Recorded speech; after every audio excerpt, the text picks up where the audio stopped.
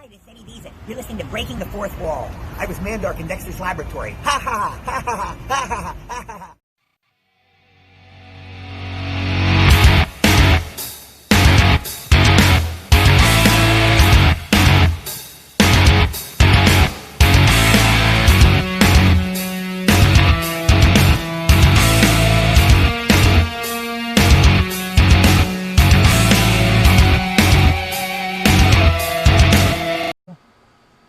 Hey, what's up, guys? Christopher Stolle back for another Breaking the Fourth Wall podcast.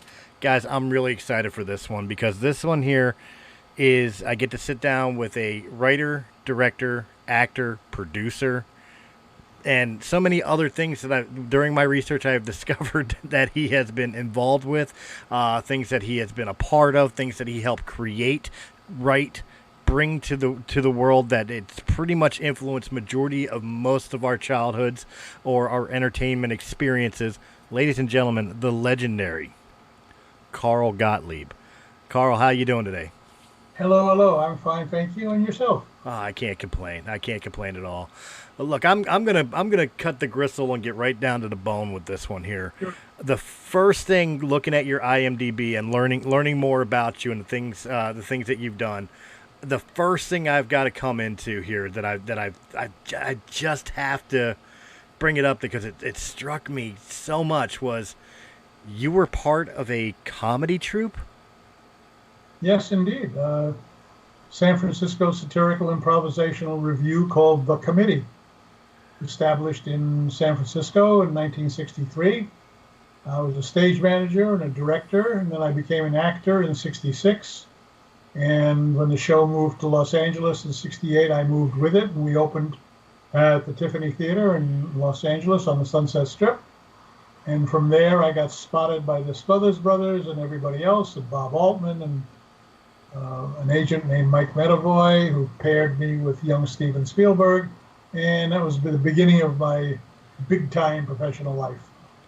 Was that always the dream, to be an improvisational comedian, to do sketch comedies and all, like the Smothers Brothers, or for people of more modern times, like the SNL not ready for primetime players? Was that not a dream? I mean, I made a conscious decision. I graduated college. I graduated mid-year. I missed the June graduation because I had to make up 2 or 3 credits or 9 credits because I had transferred. So I actually graduated in January, which is winter in Syracuse and dark and snowy and cold. There was no ceremony. So I just found myself one day on the street with no term papers to write, no dormitory to go to, and my hometown in New York beckoning to me. So I went back to New York, and I decided when I graduated college, I would, if at all possible, only work in the theater or in journalism or writing or in the theater. I'm not going to work as a bartender or a carpenter or a cab driver or any of those jobs. Right. I'm just going to be in show business. And luckily, one thing led to another. I went from one little job to another, to a slightly bigger job. I hung lights and was a stage manager in Greenwich Village coffee houses in 1960, watching Bob Dylan come into town and Peter, Paul, and Mary and that whole crowd. And then in '61, I was drafted. I went to the Army. '63, I got out of the Army and went to San Francisco and joined the committee as a stage manager. And all I can tell you is one thing led to another. Every job I had led to another job. What? So there was no dream. I was just working. It seems like a very short period of time that you went from, as you stated, looking to work in show business from going back in New York, as you said, in the '60s, to getting drafted to Vietnam, to the comedy troupe, to be, like you said, being introduced to the Smothers Brothers and Spielberg, and it seems like a very short period of time. Did it feel like that at the time, or did it seem like it was just a natural progression of things as you were doing it? Just a natural progression. I went from one job to another. I was happy to make a living, and I was a pre-Vietnam veteran. I was in the Army '61 to '63. Okay. Yes. I got my dates wrong, but Yeah. Some of the guys I was in the Army with, I ran into them, and they, after basic training in Fort Dix, New Jersey, I got sent to Fort Leonard Wood, Missouri, and that's the home of the combat engineers. And a couple of guys I was in basic training with showed up at Fort Leonard Wood about 6 months, 8 months later. They had been sent from Fort Dix, New Jersey to Southeast Asia, in Cambodia and Laos, and they were busy opening up the old Japanese roads that connected Cambodia and Laos to North Vietnam, or at that time Vietnam, French Indochina. You know, that they were already in rebellion against the French. Anyway, we were already busy in Southeast Asia, but we didn't have a presence in Vietnam yet. Right. Anyway, wow. I missed out on that. I got to be in the All Army Entertainment Contest, and from there I went to San Francisco, and that's when my professional life changed. Joined Actors Equity, became a stage manager, became a director, went to New York in '65, worked as a company manager on off-Broadway. I worked for a Broadway producer, bought a motorcycle, sold my first article to Esquire magazine for $519.65. Not a bad sale. No, it's not, especially for the time. And you rode a motorcycle. I love how you threw that in there. The big thing that I'm taking from this is it seems like even from the beginning, you always just had your mindset into, you weren't looking to just do one thing. You weren't looking to be an actor or a writer or a director. You were looking to be an actor, a writer, and a director, and a stage performer, and the key thing being like always involved in something in form of show business. Am I reading that correctly? Absolutely right. And my criteria for taking a job or even looking for a job was, have I done this before? And if I've done it before, I go, well, I've done that. What else is, let me see what else there is out there. So that's how I went from being an actor from a stage manager to being an actor, from an actor to being eventually a writer and director. I just got hired, and I was lucky. I was a good collaborator. So I worked with Steven Spielberg and Steve Martin and Lily Tomlin and Robin Williams. I worked with a whole bunch of really good people. Pretty much the who's who of Hollywood. I had an argument with my. I'd done a comedy called Caveman. I co-wrote and directed, and I was arguing over some fine editorial point with the producers. We were in post-production, and they said, well, we don't think it's funny that way.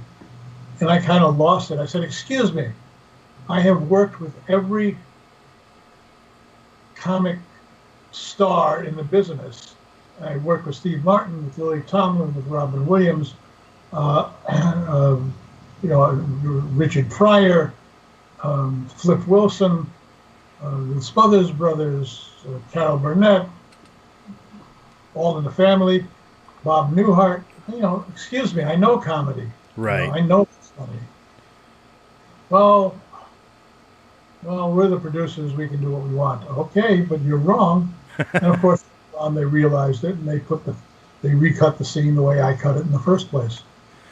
But I was lucky. I worked. I had good people to collaborate with. I had very, very happy choice of collaborators.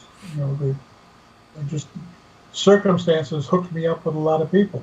With the Flip Wilson show, after I worked on Jaws, I came back to L.A. and it was still a year to fill before the movie came out. So I was a screenwriter, but nobody knew it because the movie wasn't out, and I had to keep working. So I got a job writing Flip Wilson specials for NBC. Okay. And the first one was produced by Lorne Michaels. This was before Saturday Night Live. Oh, wow. So I worked with Lorne and Flip Wilson and Richard Pryor and Lily Tomlin and Peter Sellers were the guests on that first Flip Wilson special. And I remember talking with Lorne about what we were going to do next. And he said, well, I got to go to New York. I think I'm going to do a live show there. Do you want to come? I need a senior writer, to be kind of a head writer. the job that Herb Sargent got Right. on Saturday Night Live. I was going to be Herb Sargent. He said, and we'll get a job for Allison, who was my wife at the time, and she could be an associate producer. And I said, you know what? I've already written a feature film. Let's wait and see how that comes out. I'm doing another feature film. I was doing Which Way Is Up with Richard Pryor. Right. So I'll pass on New York. And then, of course, Saturday Night Live opened, and I could have been a part of it. And I thought about it. It's one of the few career decisions I thought about, where I wonder, what would my life have been like if I had gone to New York that year? But as it turns out, by 1975, all the Saturday Night Live people were coming, or by 1980, all the Saturday Night Live people had quit and were coming to LA. And by that time, I had 2 feature films in the can. I was working with Steve Martin on The Jerk. So, I made the right choice. But, it would have been a very different life if I had gone to New York. But I didn't, so it worked out okay. There's a couple points I wanted to bring in, but that was at your stopping point here. I definitely got to state that's something I would have thought of myself with Jaws being out. Like, I understand from 74 to 75, you're thinking about like the not ready for primetime players and what could or could not have been. But once that movie released and you're in the throes of working on Which Way Is Up, I've got to imagine, like, at that point, everything just kind of becomes a blur, especially with the unexpected success. And I say unexpected because I imagine in 1975, none of you guys really thought it would be the movie that it became. Like, no. I'm sure you all expected it to be a successful movie, but not necessarily a phenomenon that it became. We all thought it would be a pretty good summer popcorn movie, and then when September came, it would fade at the box office, and the world would go around the world would go about its business. But then it opened, and there were 2 things. First of all, it was a surprisingly, it was the first Spielberg hit. Right. Clearly, it reflected his genius, and it was a marketing revolution because the guys at Universal, the executives, and Lou Wasserman and Sid Sheinberg, and the heads of publicity and marketing and distribution at Universal chose the widescreen release, which had never been done before. So in 2 ways, Jaws was groundbreaking.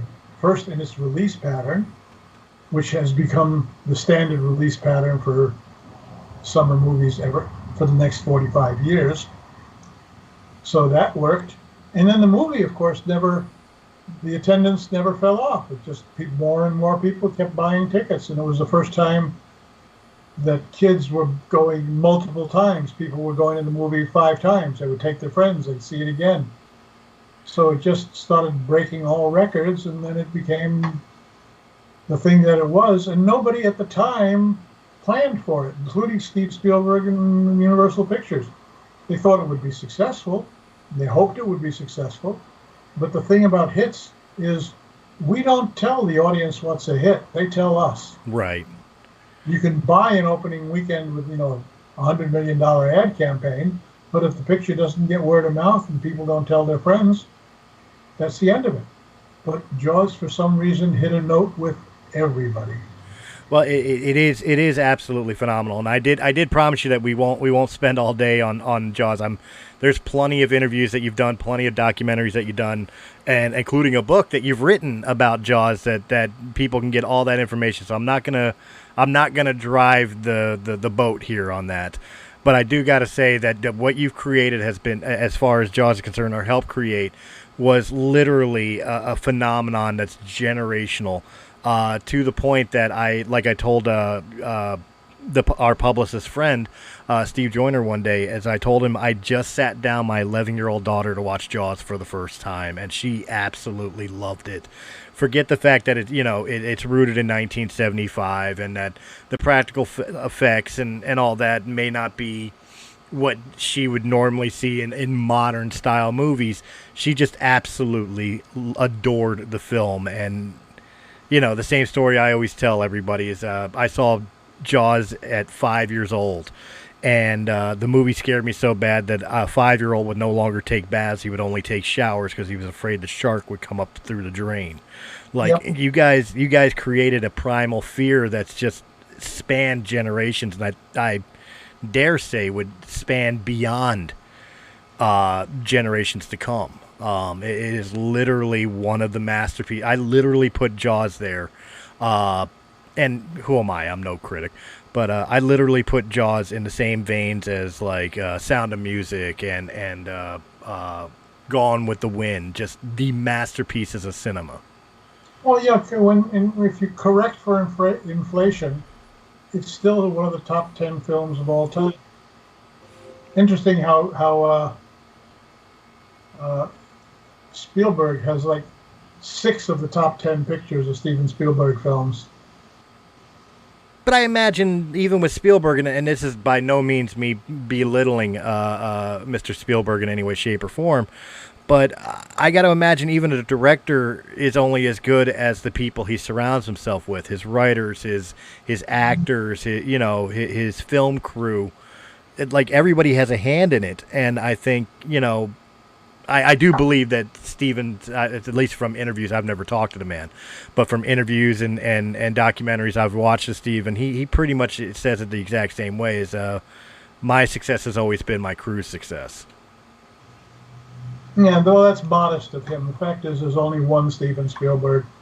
There's only a few directors in the history of movies who had equal influence. Nobody's had more influence. But, I mean, Steven is up there with D.W. Griffith and Billy Wilder and John Ford and Michael Curtiz, just legendary directors and producers whose pictures, like Gone with the Wind, we all know. Sound of Music, those are all pictures that the whole world went to see. Absolutely. And it's no accident that one guy made half of them. It's true. I can't deny that either. But I definitely want to get back to like what you've done in your career, and there's so many of them that I could just list off. Like, looking at your acting credits, you've been in A Priest in Clueless, you've been Dr. Magnus and Johnny Dangerously, you've been Iron Balls McGinty and The Jerk alongside Steve Martin. I mean, you've appeared on Mork and Mindy and Laverne and Shirley. As you stated, you've been a part of the Bob Newhart show and the Smothers Brothers show, even written for George Burns. I mean, with categorically, with all the things that you have done, you've been Ugly John and the original MASH movie. Is there one particular thing in general that kind of sticks out in your mind when you think back on your own career? The Fish movie changed my life for better or worse. It made me an icon by association. If you look at screenwriter ratings on IMDb, the star meter ratings. Right. Every now and then I check my position, and I don't think there's another writer ahead of me, except for Charlie Kaufman, who's really up there. Okay. Charlie Kaufman's star meter rating is in the 3000s, which is like on-camera talent. My star meter rating is like 8,000, but it's ahead of Larry Gelbart and a lot of other good writers. So I'm happy. As a writer, I have pretty high visibility. You do, because again, as we stated, I just pulled up your writer credits just to be able to kind of drive the point home, as you stated earlier, with Caveman, and of course with Jaws 1, 2, and 3, whether written by or at least screenplay writing by. I mean, The Jerk 2, Which Way Is Up. You did do a Muppet segment skit in 1975 for Saturday Night Live, it says? I don't think it was a Muppet sketch. It was one of those Albert Brooks short films that he did for Saturday Night Live. Okay. They have it marked as a Muppet segment. No, it wasn't a Muppet segment. It might have been. Oh, I was also in a film sketch. What was his name? Gary. There was a camera guy who used to make short films. Anyway, he made a short film, Blackout, that I was in. So I had a presence on Saturday Night Live, a couple of times. And of course, I was friends with Lorne, and I was friends with Belushi and Lorraine Newman and Dan Aykroyd. So, I had a connection with the show and the original cast. That is awesome. And we stayed friends until Belushi died. And, it was the same as my connection to rock and roll. If you were in LA and actively mingling and hanging out, you met the whole Laurel Canyon music crowd. I knew Crosby, when Crosby, Stills, Nash and Young, and Joni Mitchell and Jackson Browne, and the whole Geffen Roberts stable of talent, and Asylum Records, and all the San Francisco bands, the Jefferson Airplane, and the Starship, and to a lesser degree, the Dead. It was well, now there was a lot of cross-pollination, a lot of overlap, and my wife and I had a little house on Gardner Street in Hollywood. Okay. Which is exactly like halfway between everything. It was if you went up the hill and into the hills, you went into Laurel Canyon and everybody who lived in Laurel Canyon. If you went south of Sunset Boulevard, you were in the territory of recording studios.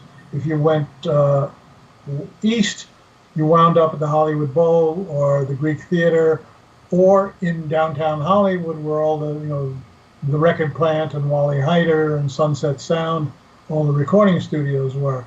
So everybody who was going to or coming from a hotel in Hollywood, in West Hollywood, like the Sunset Marquis, or in those days the Continental Hyatt House, and the Tropicana. I mean, all these hotels and motels where the band stayed.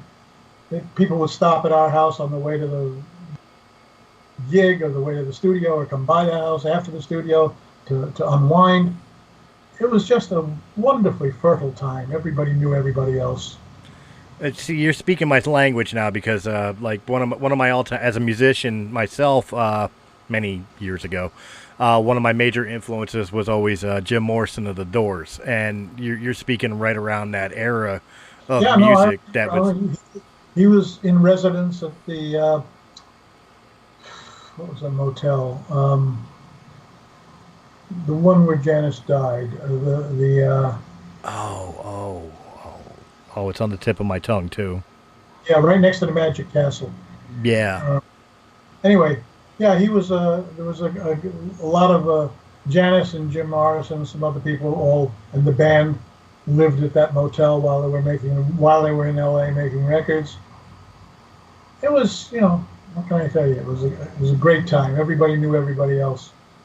I gotta ask, with having such a connection in the music scene, how much would it have taken to switch you from the entertainment field and movie, like writing and screenwriting and all that for movies, and switching over to becoming, say, a lyric writer for maybe one of these now iconic bands back then, especially starting out?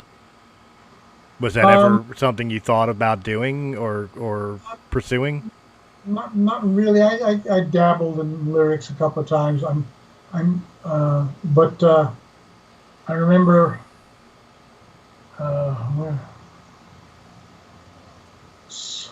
record business. No, when I left San Francisco and went to New York in the winter of '65, I had 2 job offers, which is why I left. I had a place to go. Right. One was Arthur Cantor, the Broadway producer who had produced The Committee on Broadway, and the other was the Albert Grossman office, which was managing Dylan and Peter, Paul and Mary and James Cotton Blues Band, and Paul Butterfield. The Grossman had quite a collection of acts, and Peter, Paul and Mary were looking for a road manager, so I had those 2 jobs: road manager for Peter, Paul and Mary, maybe, or assistant to Broadway producer Arthur Cantor, maybe. So I got to New York, and it was the summer, and Mary got pregnant, so they were cutting back on their touring schedule, and they had trained the pilot and the co-pilot of their private plane that they flew to the gigs to do the mundane tasks of road managing, count the gate, collect the money from the promoter, that kind of stuff. Okay. So they didn't need me. So I didn't, all of a sudden, I didn't have that job. So I took the job that I had, was working for Arthur Cantor on Broadway. So, but if Mary hadn't been pregnant, and if I had become road manager for Peter, Paul, and Mary, who knows? My life would have been like. I would have been in rock and roll. Let's see. I'm mesmerized too that again with the iconic credits that you have under your belt, and it just could have easily, like we just said, you could have been involved in the music industry instead, or as you were just stating, you also had connections to Broadway, to live plays as opposed to in theater as opposed to film. Have you ever thought back and been like, I wish I would have done more, or has it always been like film first, but I would love to do another play? Like I usually ask actors this a lot that do both, is which one do you prefer, in front of the camera or in front of the crowd? I guess that's kind of the question I'm asking you. Well, I actually got all excited last year, a year and a half ago. A reputable team of composer-lyricists who have had a Broadway show optioned the Jaws log for a Broadway musical. Wow. And if the pandemic hadn't come along, it would have been opening at the Seattle Rep in November. Wow. They wrote a whole musical based on my book. That's awesome. And it's still in the works. I mean, when Broadway comes back, it will go to Broadway because the Paper Mill Playhouse and the Seattle Rep it's on their schedule. It's just not, there's no live theater. So that's kind of on hold because of the pandemic. But I'm dying to do it because if you looked at my extensive resume, the one thing I haven't really done that I want to do is Broadway, live theater, 5 minutes, Mr. Gottlieb, orchestra's in the pit, Right. And this is the closest I'll get to it, and I should live so long, and the pandemic should be over, and we should go back to going to the theater. That's going to be a year or two. Oh wow! So it's still that far out, even with the pandemic. Yep. Wow. But still, that is absolutely all. I couldn't even imagine something I created being adapted to film or to Broadway or something like that. I mean, I've written songs, I've written short stories. I would never imagine somebody taking that much interest into it. It must be a thrilling experience. Like I'll let you know. We haven't had it yet. It was fun going to some of the audition, the run-throughs and the first read-through in New York with a full cast. We went to, Allison and I have, the Jaws log is community property with my ex-wife, and we're good pals. So I got sick, but she was able to travel up to Seattle for the previews they did up there in their experimental theater, and I participated by Zoom. It's all kind of on hold now, but nobody's quitting. The songwriters are still working on it. Producers are putting together, plans for regional theater productions. I know some live stage performers and shows have opted to do Zoom conference performances. Would that be something that you would think they would want to adapt to if this pandemic goes on as long as it seems to go? This is a show for a theater with a chorus and a staging. It's a Broadway show. It's a Broadway musical. It needs the theater. It needs the theater. Absolutely. Well, I definitely want to dig in a little bit here, real quick on the Jaws log.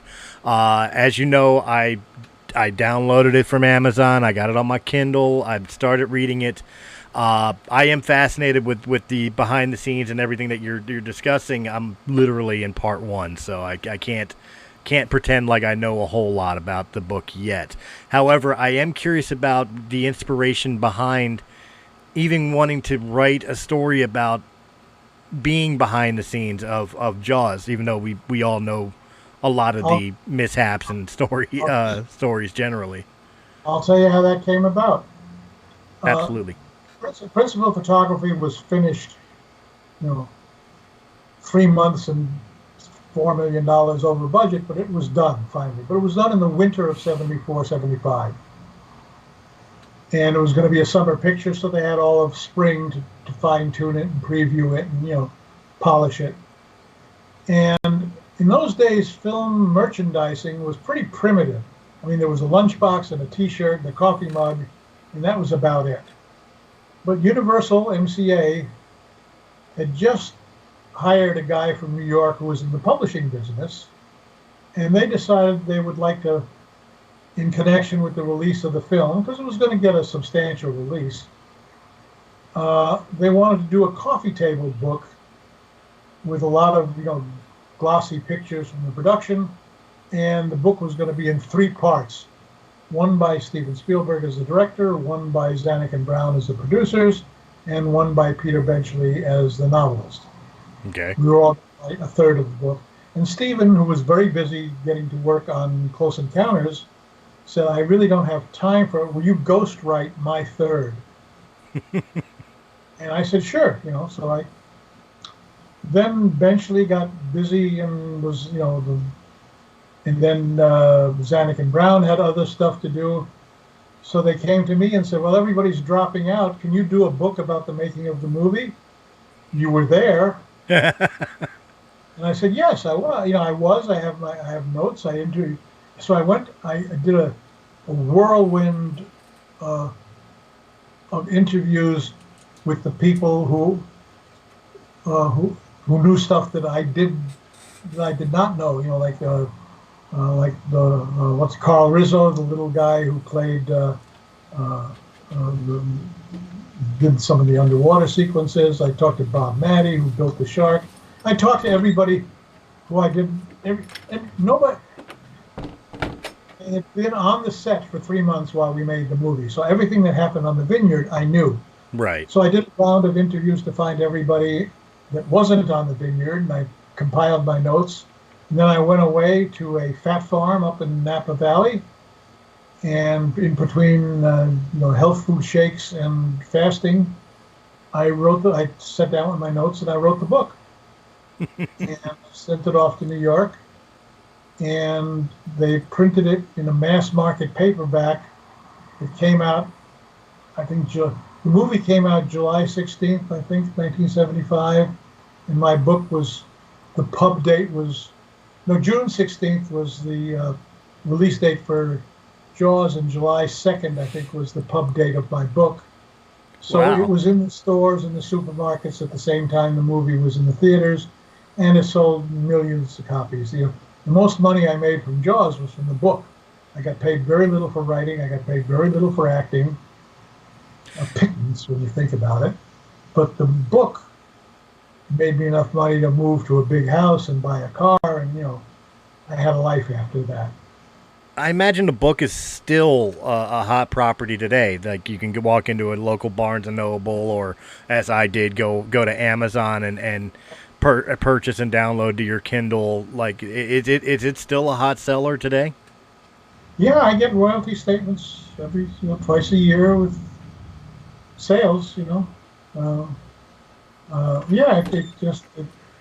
It's not selling millions of copies like it used to, but it's a pretty steady seller. There's always a royalty statement twice a year that shows copies moving. So I'm happy about that. Oh, that is absolutely amazing. Now, the final question, I've got 2 final questions for you, and they kind of fall more under the generic terms than the non-generic terms, but I can't pass up the opportunity to ask them. Sure. especially to somebody like you. The question number one is, a lot of the listeners, especially for podcasters, who catch us on internet or on some podcasting platform. 9 times out of 10, they're holding dreams or aspirations of film, writing, directing, producing, whatever. And with somebody with as much of a lineage and as much of a career as you have had, I'd be remiss and kind of irresponsible to my listeners if I did not ask the questions. What advice would you give these young up-and-comers that you wish you had when you were starting out? Well, I made my own advice. I followed my own advice, which was always to keep working. Take every job that comes along that's connected with what you want to do. I didn't take, like I said, I didn't become a cab driver or part-time journalist. I only worked in the theater or writing about the theater. And when I look back at my high school yearbook, I thought I wanted to be in copywriter in advertising. I mean, I was always a word guy. Right. That was always my strong suit. Words, I knew them. So if you're a writer, number one, get used to the fact that you will be unemployed most of your life. No, you will. I mean, it's just the nature of it. And, whenever you have a choice of jobs, and one involves writing and one doesn't, take the job that involves writing, even if it doesn't pay as much. Right. Just keep doing what you're supposed to be doing. And don't stop. And when you face writer's block, you have to punch your way through it. You just keep writing. Write laundry lists, write recipes, write letters to old friends, write Facebook entries. Which wasn't available 30 years ago. Right. But just keep writing. Never stop writing. But with the hope, but not the expectation that you're going to be successful. See, I find that interesting as a songwriter. There's many times I've hit writer's block, and I never once thought even mundane writing, as you said, of writing the grocery list or writing a letter to my mother might have helped punch through that writer's block. That's an interesting thing I've never once thought of. Yeah, well, that's you heard it here first. Just writing. Stephen King wrote a book called On Writing, which is very helpful to writers. Okay. Stephen King being one of our most prolific writers. Never heard of him. No.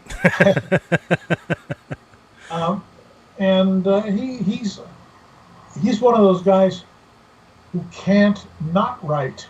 I mean, he wakes up in the morning, he's got to write 1,000 words. That's all there is to it. And the beauty part of that is after 10 or 20 or 30 years, you've got a body of work that's incredible. Oh, it's ridiculous. I'm the other kind. There's two kinds of writers, by the way, habitual and deadline. Stephen King is a habitual writer. Agatha Christie, Georgia Simenon, John Grisham, and all those guys. They just write all the time. And then there's deadline writers like me who only write when we get paid. Right. And then there's no greater stimulus than running out of money and going, shit, I don't write this thing or something, I'm not going to get paid, so I better start. I described the process once as making ever-decreasing concentric circles around the keyboard until there's no place else left to go. Because writing itself is solitary, lonely, and painful.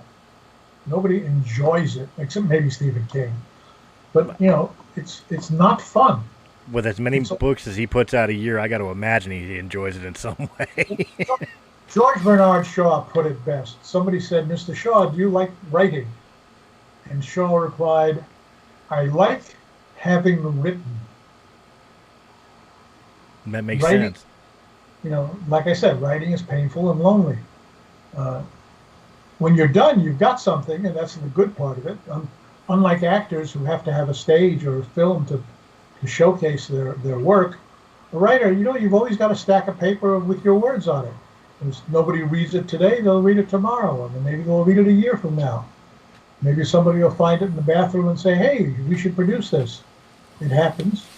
So just keep writing, keep putting the scripts out there, get your scripts into the hands of anybody who will read them, and sooner or later somebody will say, "I want to do this," or "I don't want to do this, but I want you to work on something with me that's like this." Right. And that's the same thing. That's how you get to collaborate. That is awesome. So yeah, the words from one of the masters themselves. Just keep plugging at it. Keep writing, folks. If that's your deal, then don't ever give up on it. Even as he even taught me, even if you're writing a laundry list, just write it. Keep tapping on those keys. That's it. And then the second question I've got to ask, with especially with COVID down and everything else, what is in store for the future for Mr. Carl Gottlieb? Any plans, or besides the Jaws log, the musical, any future plans or things that you'd like to talk about? Well, I have a half a dozen scripts that I've written over the years that, about four of them I got paid for, two of them I wrote on spec. I'd like to place them somewhere. I mean, not many people are financing movies right now because it's such a, because of the pandemic. But I'd like to see one or more of my scripts get made. I'd like to get hired to write another script. I'm old. I'm 82 years old, so I've got a good maybe 10 or 15 years left in me, if nothing else breaks, like my heart did last year. I say breaks. I had a heart attack. Right? Right, of course. I didn't heart break. I just had a heart attack. Anyway, but I recovered from that, and I'm frailer now at my age than I was a year ago. But with paying attention to rehab and regaining my faculties, pretty soon I'll be able to go out and take meetings and sit with people and maybe even collaborate on a movie.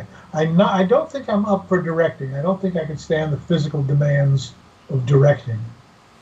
What about cameo appearance in front of the camera? Oh yeah, if somebody wants to hire me as an actor, bearded fellow of a certain indeterminate age, I'm available.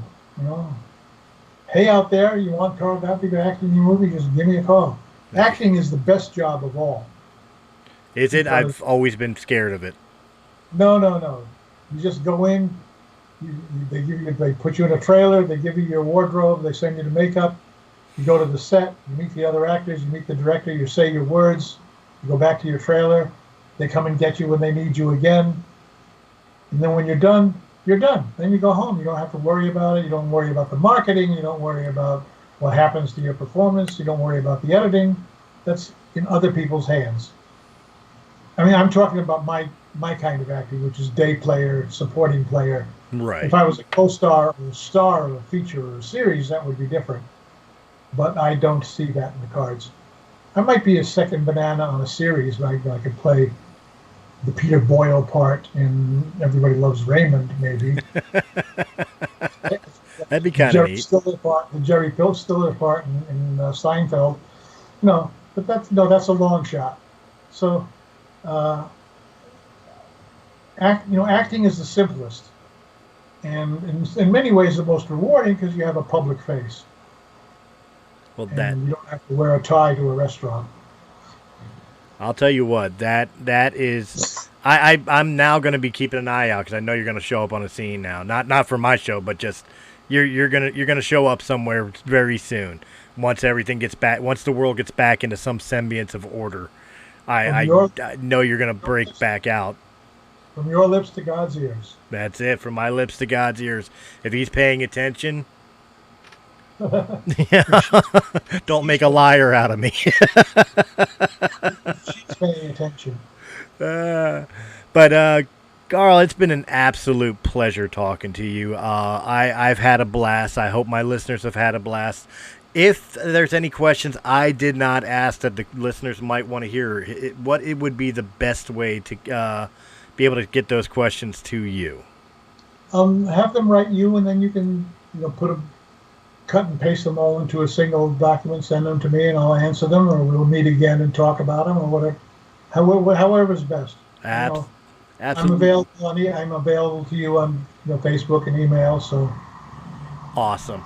That is absolutely great. And again, the Jaws log, correct me if I'm wrong here, you can find it on Amazon. You can find it on, pretty much any of the digital downloads. You can find it on Barnes & Noble or barnesandnoble.com. Published by HarperCollins. There's a UK edition. There are foreign editions. So wherever you are, you can find a copy of the Jaws log. I urge you to buy it and read it. And it'll answer a lot of these same questions, you'll see. Absolutely. I'm reading it now. Like I said, I purchased it. I sat down to read it. I just started, don't shoot me. I just started reading it, but I am reading it. So by the next time we talk, I'll have read it, be able to give better insight to it. Don't flip to the back to the end notes, because they elaborate quite fully. They elaborate on the original text, because in the end notes, which came into the 25th anniversary edition and have stayed ever since, the end notes cover a lot of ground that was not covered in the original paperback edition. So, oh wow! See, the end notes. I never would have known that. Like, even looking at the chapter list, I never would have known that, because I've never been the guy to look at the end of the book. And I'm like, I don't want to find out the butler did it. I want to find out. I want the story to get up there. You know what I mean? Spent a lot of trouble writing those end notes and putting them in the text. So if you see the bracket that says 1 or 2 or 6 in the text, flip to the back of the book and look it up and read it. Nice. Yeah, I'll definitely do that. I don't think my Kindle version really has that. Like, I think it has it in the back, but I don't think they have the little, like, asterisks or whatever, or it might just be my Kindle, as old as it is. But, no, absolutely. I'm definitely going to be digging into this, and I look forward to the next time we sit down and talk to each other. So that way I can talk a little more about the book itself. But until then, Mr. Gottlieb, it has been an absolute pleasure and a blast. I'm happy that you are feeling better from the thing. I wasn't going to mention the heart attack, but since it was brought up, I do. I definitely want to express my relief in knowing that you are doing a lot better and just as lively as you can be. And the only thing I got to disagree with you is I don't think you got 10, 15 years in you. I'm betting on another 30 to 40. So. That would make me 110, which is a little, I think, too long. Well, I'll settle for 95 to 100. There you go. We'll go with that. We'll split the difference. But until then, guys, I want to thank my guests very, very much for coming on, Carl. It's been an absolute honor. And for you guys listening to the podcast here, of course, if you enjoyed this podcast on YouTube, hit that thumbs up button, like, share, comment, subscribe. Check out all the other podcasts of Breaking the Fourth Wall. And, of course, if you prefer your podcast in audio-only format, we got you covered. Just look up Realm of the Mist Entertainment on Anchor.fm, Apple iTunes, Spotify, Pandora, iHeartRadio, or wherever quality podcasts can be heard. And, guys, I will catch you on the next Breaking the Fourth Wall podcast. Have a good night, guys. You too. Bye. Hey guys, it's Chris from Realm of the Mist Entertainment. If you enjoyed this video, please hit that thumbs up button. Like, share, comment, subscribe. Check out all the other great podcasts that can be found on Realm of the Mist Entertainment's YouTube channel or our sister channel, Sounds Dicey Gaming, for all your tabletop needs. And if you prefer your podcast in audio-only format, check out Realm of the Mist Entertainment on Anchor.fm, Apple iTunes, Spotify, Pandora, or wherever quality podcasts can be heard. To our Patreon supporters, we thank you very, very much. And if you're interested in being a Patreon supporter, please go over to patreon.com/Realm of the Mist, and just $1 a month gives you exclusive content and helps our channel out greatly. Guys, again, thank you very much for joining us, and we will see you on the next episode.